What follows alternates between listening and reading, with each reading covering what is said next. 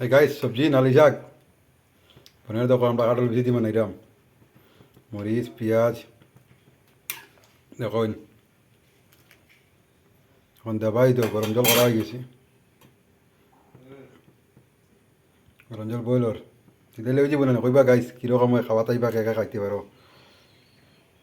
এই দেখো আমরা নালি শাক এটাই আমরা নালি শাক বনিচার তা তিনবার খাওয়া গেল না এই নালি শাক আমরা বান্ডারিয়া খাটিছি বুঝলি